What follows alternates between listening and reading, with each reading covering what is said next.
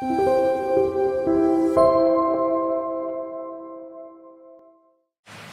오늘은 새날에서 관장님으로 또 우리 길리 10대 여성들을 사랑으로 돌봐주시고 계시는 새날에서 대표로 또 관장님으로 수고해 주시는 윤혜경 목사님을 모시고 귀한 말씀을 좀 듣도록 하겠습니다.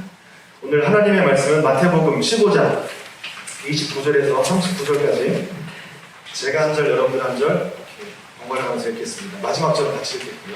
제가 먼저 분독합니다. 예수께서 거기서 떠나사 갈릴리 호숫가에 이르러 산에 올라가 거기 앉으시니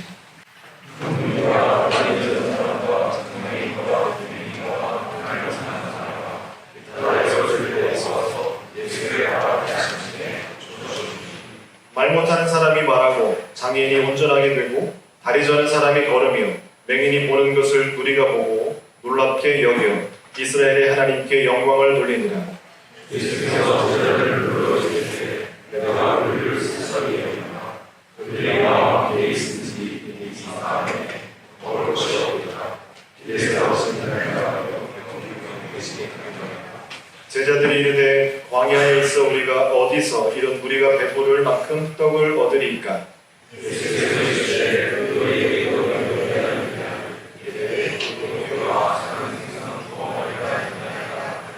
예수께서 우리에게 명하사 땅에 앉게 하시고 우리 목회와 생선을 가져다 주사하시고 제자들에게 주시니 제자들이 우리에게 주시니 다 배불리 먹고 남은 조각을 7광 주기에 차게 거두었으며 먹은 자는 여자와 어린이들에 함께 읽겠습니다. 예수께서 우리를 흩어보내시고 배에 오르사 마가단 지경으로 가십니다. 기적을 이루는 힘이라는 제목으로 윤혜경 목사님 나오셔서 하나님의 말씀 전해주시겠습니다. 우리 나오실 때 큰 박수로 환영하겠습니다.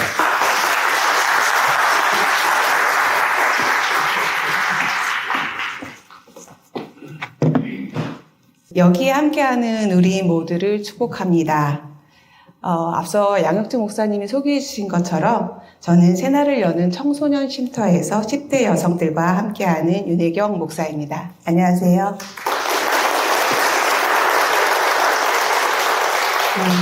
이렇게 귀한 자리에 함께할 수 있게 초대해 주셔서 너무나도 감사드립니다. 어쩌면 여기에 모인 우리는 평생 한 번도 마주치지 않고도 이별할 수 있는 그런 사이일 수도 있을 것 같습니다.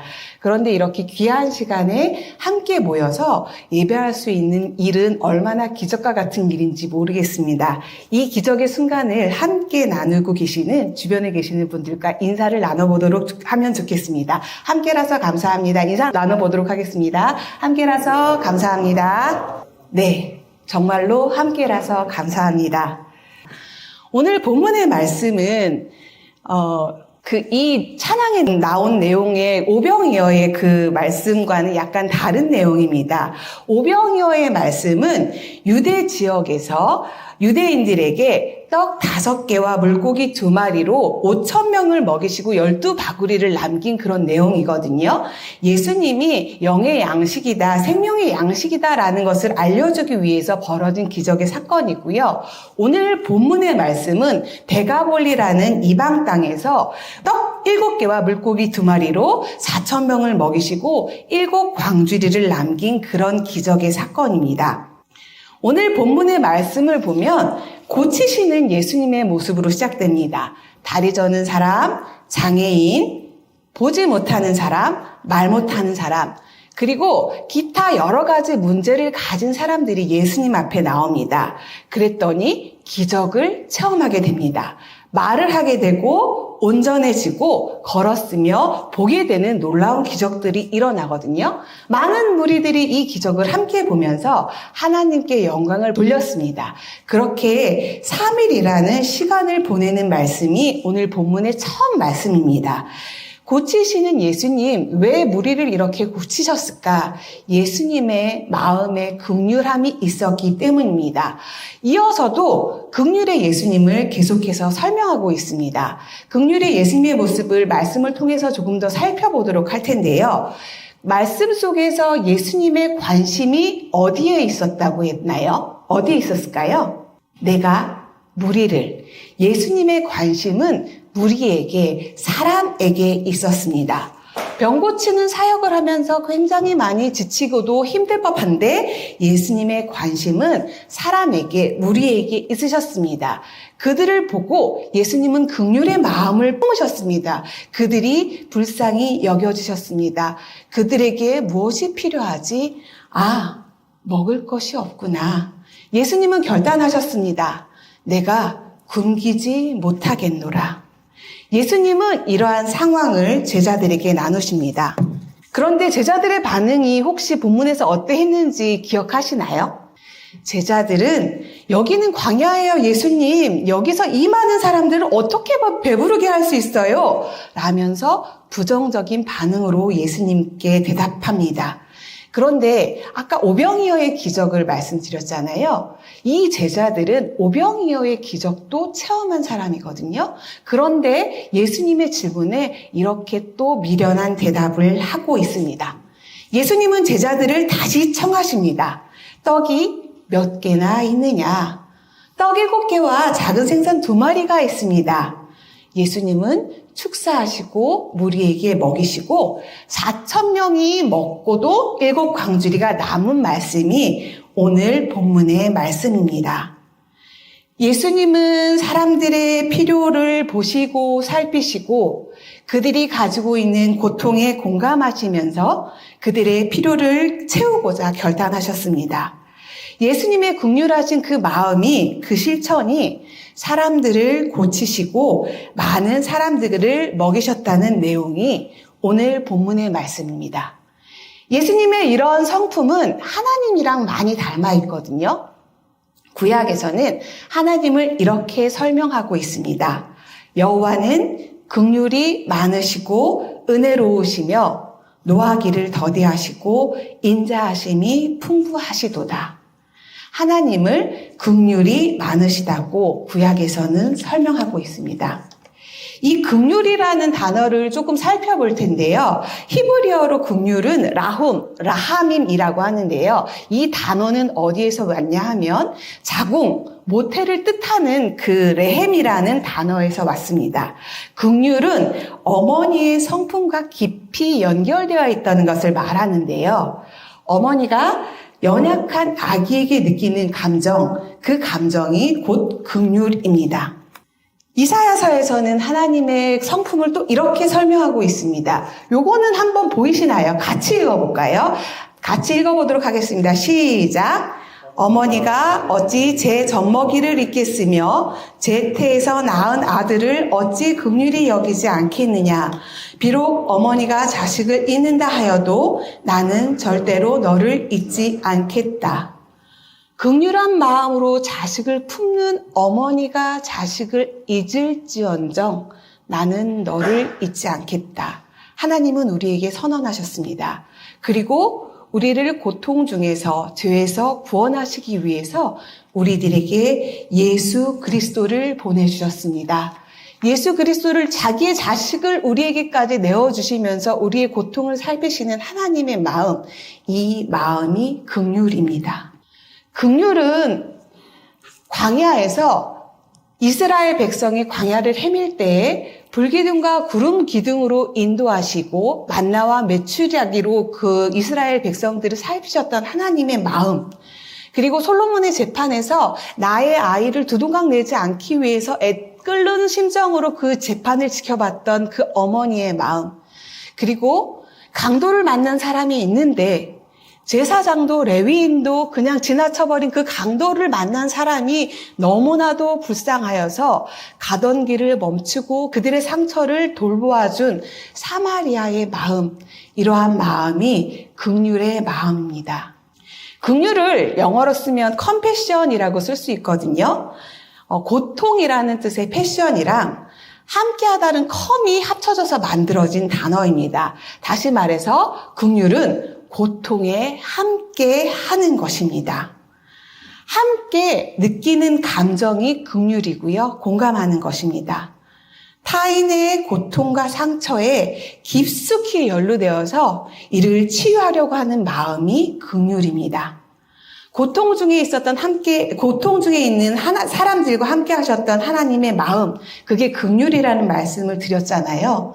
그런데 긍휼은 불쌍해, 마음이 아파, 이런 감정에만 머무르는 것은 긍휼이 아닙니다. 긍휼은 행동을 수반하는 것입니다. 감정이 아니라 행동하는 것입니다.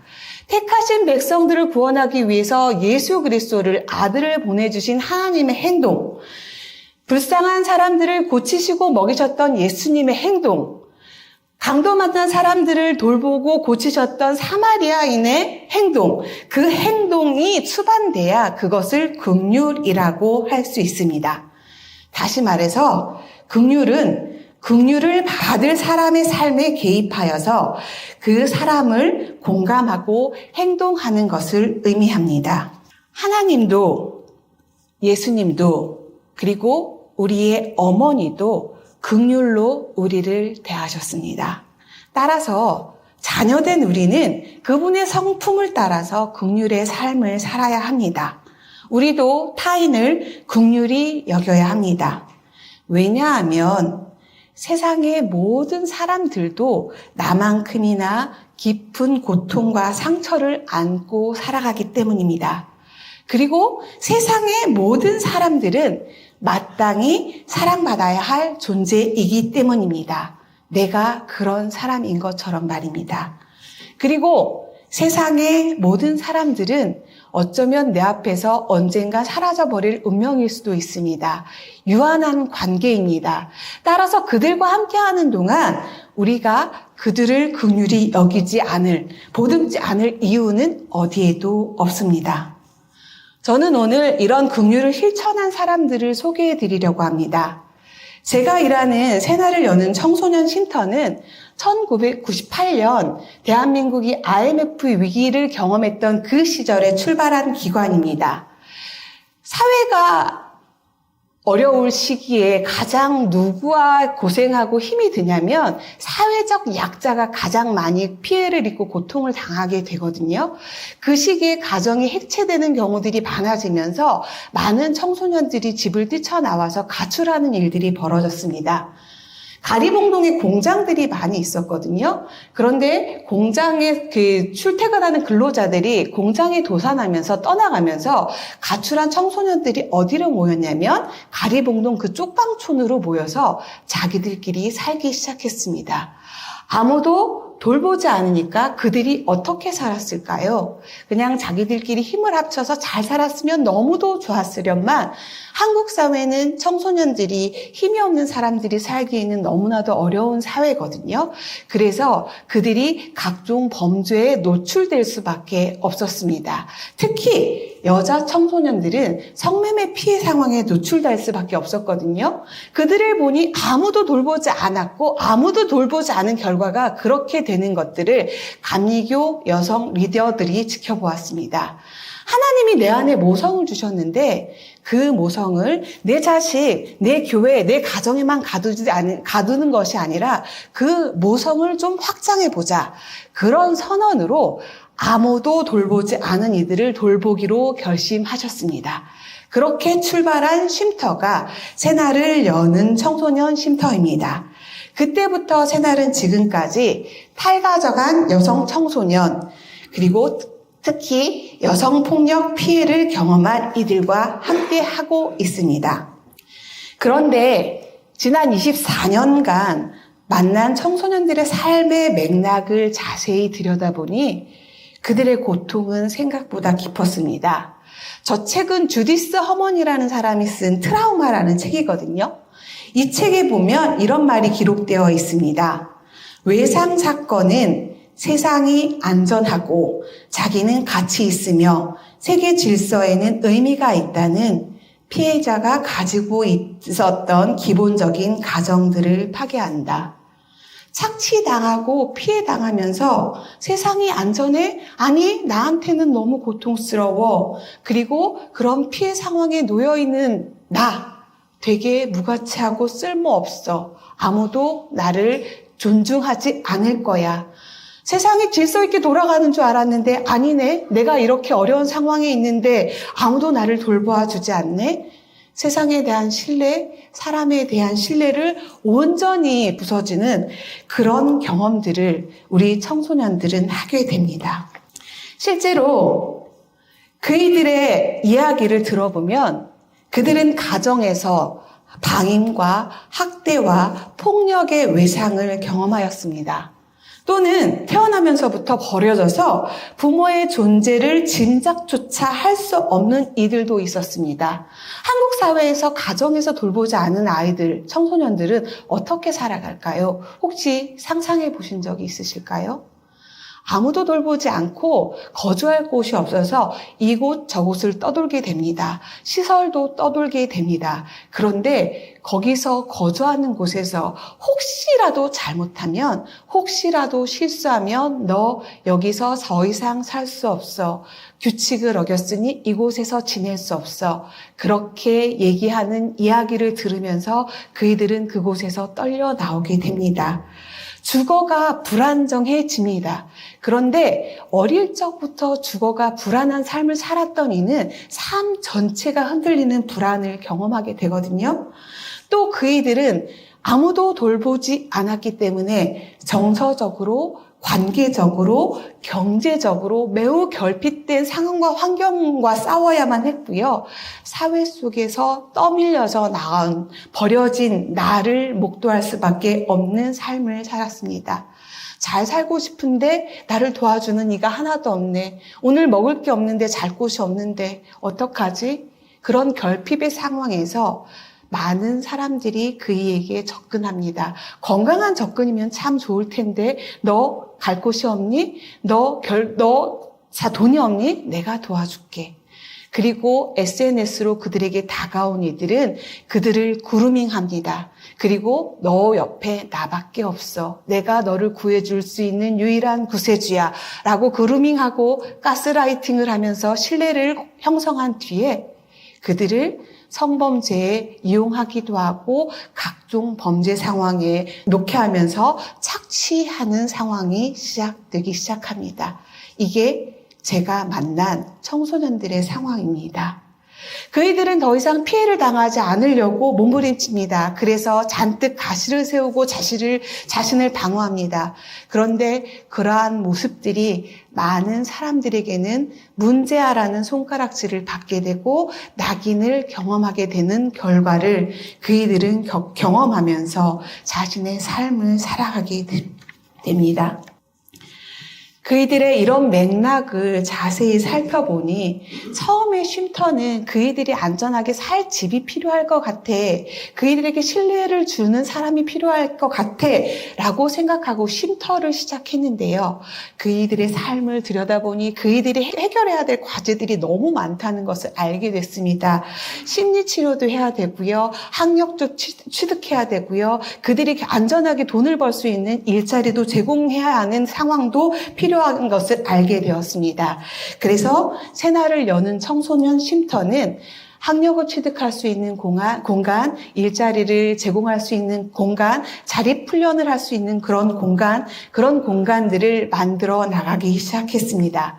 그래서 현재는 새날을 여는 청소년 쉼터에서 시작한 새날 공동체가 새날을 여는 청소년 쉼터, 관악 늘 푸른 교육센터, 새날의 오면으로 큰 새 기관으로 성장하였고 그런 모습으로 현재까지 청소년들을 만나고 있습니다.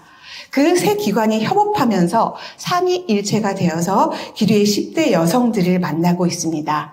우리는 이 세 기관을 합쳐서 새날 혹은 새날 공동체라고 부릅니다.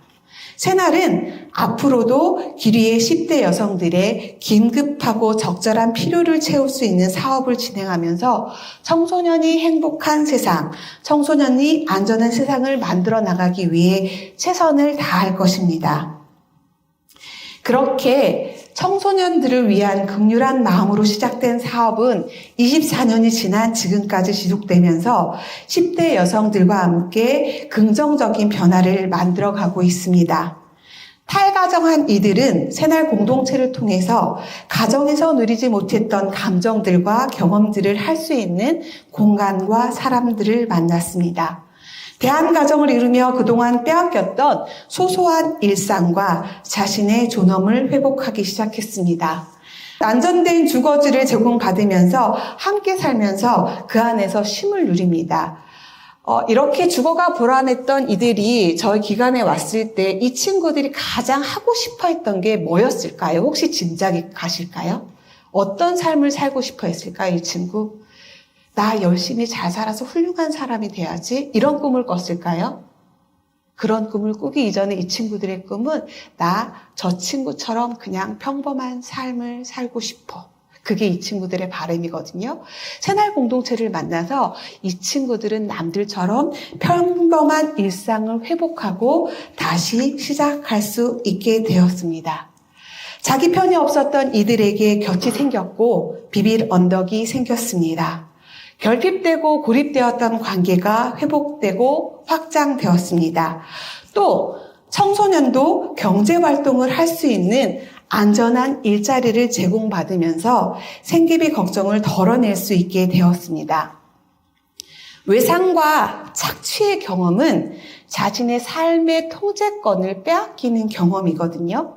그런데 이 청소년들이 새날 공동체를 통해서 제공받는 다양한 선택의 경험, 성취 경험들을 통해서 청소년들은 자기 삶의 주인이 되는 연습을 하기 시작하였습니다. 자신을 신뢰해주는 사람들을 만나면서 세상에 괜찮은 사람들도 있구나, 신뢰해 볼 만한 어른들이 있구나를 알게 되었고 살기 싫은 세상은 살아볼 만한 세상이 되었습니다. 청소년들은 이렇게 새날 공동체와 함께 긍정적이고 발전적인 삶의 변화를 만들어 나가기 시작했습니다. 우리에 대한 예수님의 관심이 긍휼이 되었을 때 그들을 고치고 그들을 먹이는 놀라운 기적을 예수님처럼 새날처럼 긍휼을 실천하는 또 다른 한 곳을 제가 소개해 드리려고 합니다. 이곳 역시 관심은 사람에게 있었습니다. 고객들 그리고 소외된 이들의 필요를 파악하면서 긍휼을 실천하는 곳입니다. 이분들은 결단했습니다. 세상의 빛과 소금이 되자. 사회 변혁의 주체가 되자. 그래서 세상에 없던 부가가치를 창출하고 상생과 나눔을 실천하자. 그곳이 어디일까요? 굉장히 많이 들어본 얘기실 것 같은데요. 바로 이곳 벽산이죠. 벽산 홈페이지에 벽산의 존재 이유가 이렇게 기록되어 있습니다. 오늘 주보 앞면에도 기록되어 있는 것을 봤거든요. 이것도 다 같이 한번 읽어보도록 할까요? 다 같이 읽어보도록 하겠습니다. 시작!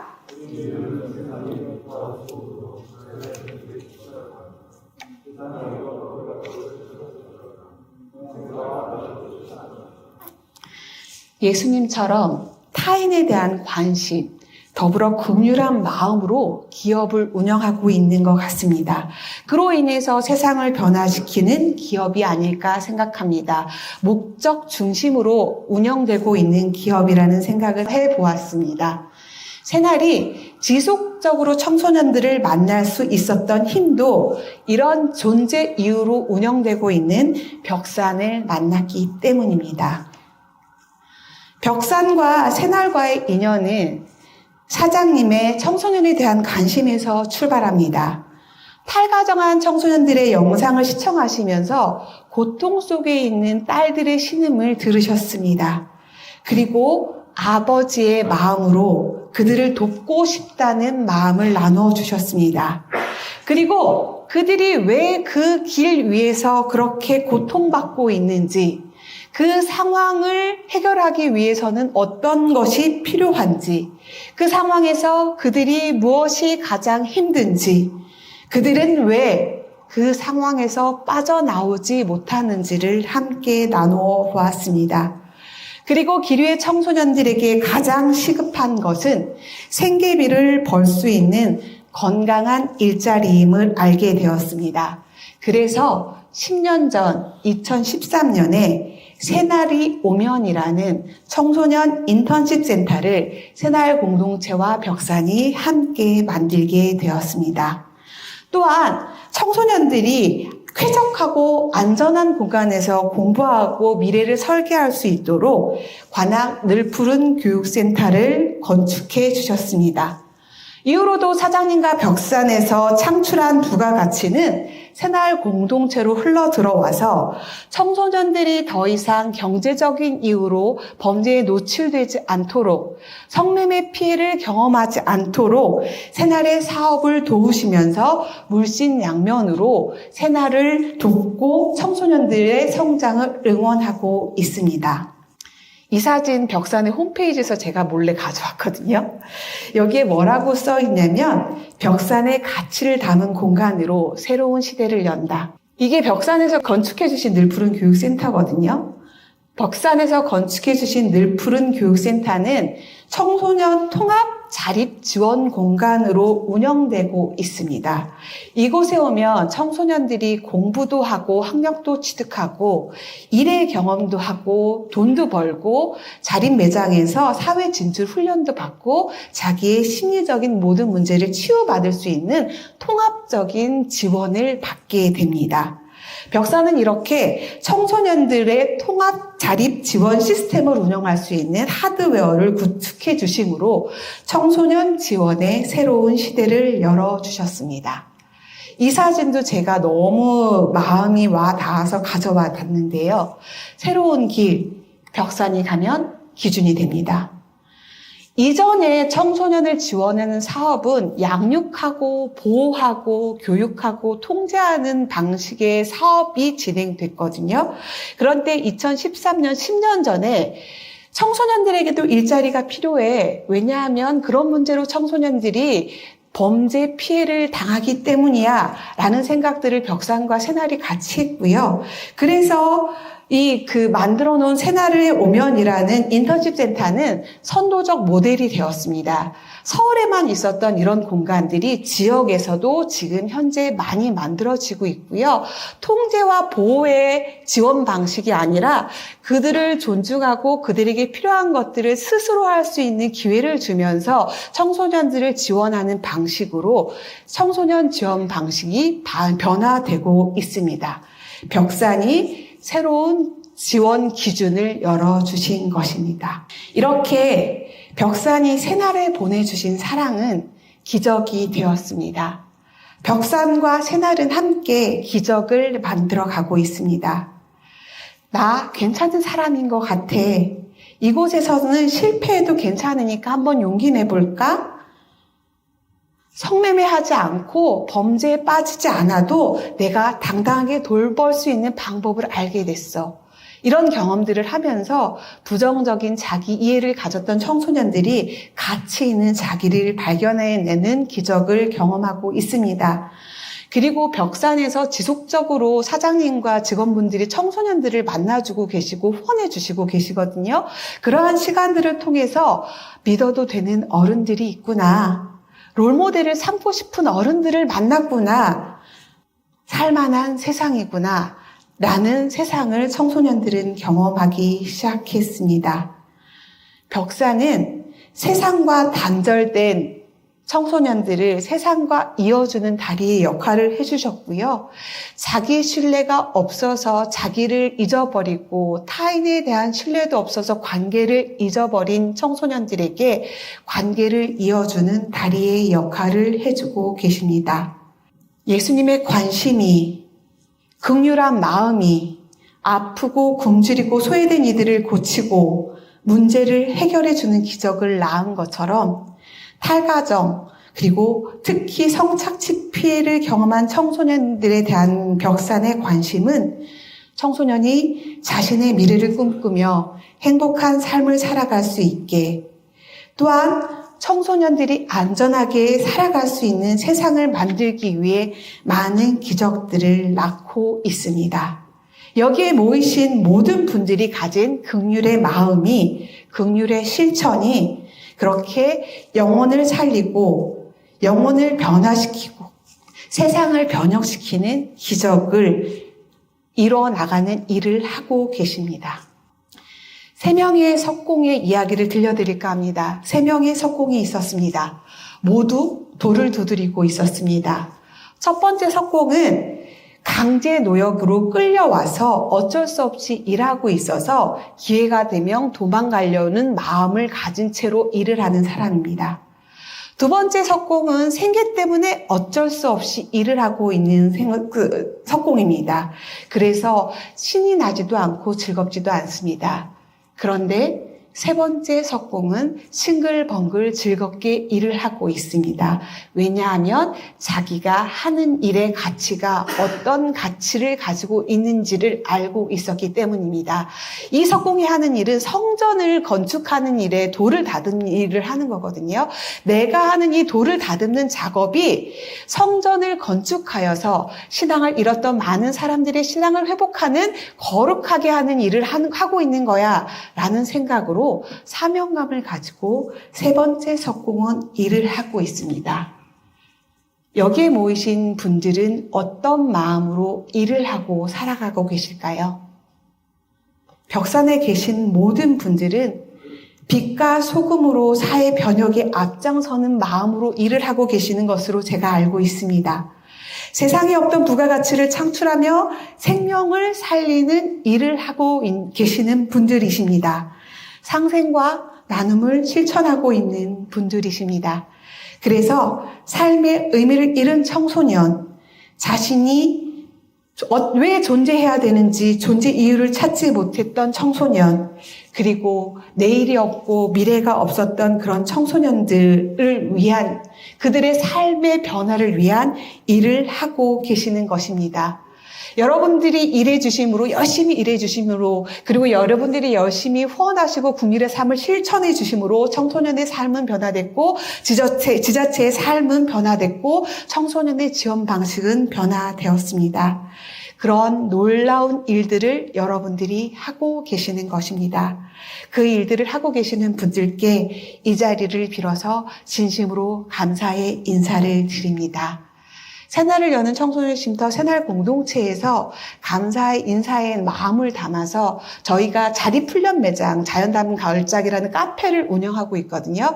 그 카페에서 준비한 커피와 쿠키를 가져왔거든요. 나가실 때 하나씩 들고 가셔서 맛있게 드시면서 또 새날 공동체를 살리는 어떤 일을 하면 좋을지 많은 고민들을 해주시기를 부탁드리겠습니다. 저는 오늘 예수님을 통해서 기적을 이루는 힘이 타인에 대한 관심, 긍휼임을 여러분들과 함께 나누어 보았습니다. 그리고 그 기적을 이뤄가는 새날 공동체와 벽산에 관한 이야기들을 함께 공유했습니다. 우리가 하는 긍휼의 실천은 앞서도 말한 바와 같이 사람을 변화시킵니다. 우리가 가진 긍휼의 실천은 세상을 변화시킵니다. 하나님의 성품이 그러했듯이 예수님의 삶이 그러했듯이 여기에 모인 우리도 앞으로도 지속적으로 긍휼함을 실천하면서 기적을 일으키며 사는 삶을 사는 우리 모두가 되기를 간절히 바라봅니다. 예수님은 마태복음 5장 7절에서 이렇게 말씀하셨습니다. 긍휼히 여기는 자는 복이 있나니 그들이 긍휼히 여김을 받을 것이니요. 긍휼을 실천함으로 긍휼히 여김을 받으시는 복을 누리는 우리 모두가 되기를 원합니다. 기도하시겠습니다. 하나님, 우리의 성품이 하나님을 닮기를 원합니다. 고통받고 신음하며 소외되고 연약한 이들에게 긍휼을 실천하는 삶을 살게 하시니 감사합니다. 하나님의 긍휼하심이 우리의 삶 구석구석에 그리고 벽산의 모든 사업 위에 임하시기를 원합니다. 예수 그리스도의 이름으로 기도드렸습니다. 아멘.